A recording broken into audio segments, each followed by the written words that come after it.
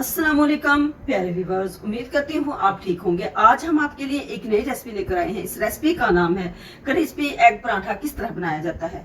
Crispy egg पराठे के लिए किन किन अज्जा की जरूरत है, आइए हम इस रेसिपी की तरफ चलते हैं।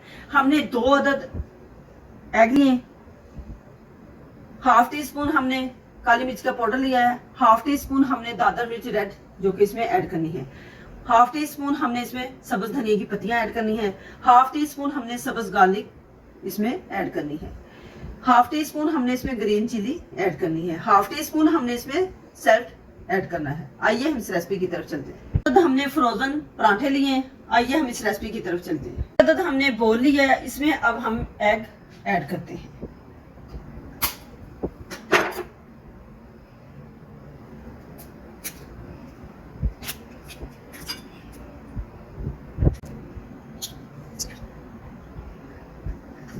दो एग्स हमने इसमें ऐड कर दिए हैं। अब हम इसको अच्छे से मिक्स करते हैं।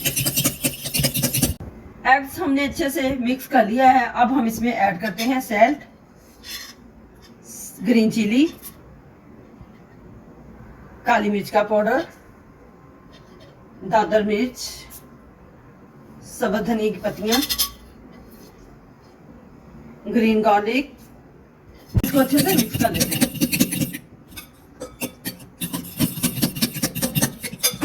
इसके अंदर हमने मटेरियल अच्छे से मिक्स कर लिया है। अब हम इसको अच्छे से फेंट लेते हैं।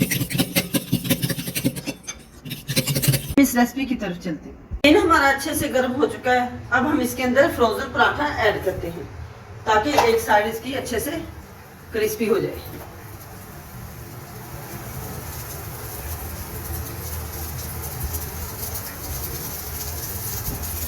दोनों पराठों की एक साइड हमने अच्छे से क्रिस्पी करनी है।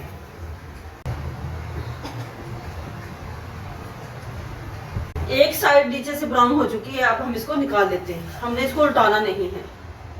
तो हमने हल्का सा ब्राउन कर लिया है। अब दूसरा पराठा भी हम इसी तरह ब्राउन करते हैं।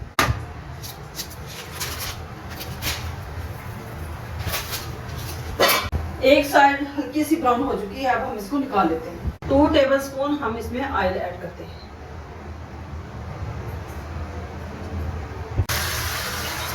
एग हमने पैन के अंदर ऐड कर दिया है। अब हमने जो ब्राउन किया था हल्का सा, वो साइड एग के ऊपर हमने लगानी है। अब हम इसकी साइड चेंज करते हैं। इसको लो फ्लेम पे दूसरी साइड ब्राउन होने तक इसका वेट करते हैं। एग पराठा हमारा अच्छे से तैयार हो चुका है। इसी तरह हम दूसरे पराठे तैयार करते हैं। दूसरा एग पराठा हमारा तैयार हो चुका है। अब हम इसको भी निकाल लेते हैं। क्रिस्पी एग पराठे हमारे तैयार हो चुके हैं। आप भी घर में जरूर ट्राई कीजिएगा। हमारी वीडियो पसंद आए लाइक करना, सब्सक्राइब करना और बेल आइकन को प्रेस करना ताकि हमारी वीडियो बर वक्त आप तक पहुंचती रहे।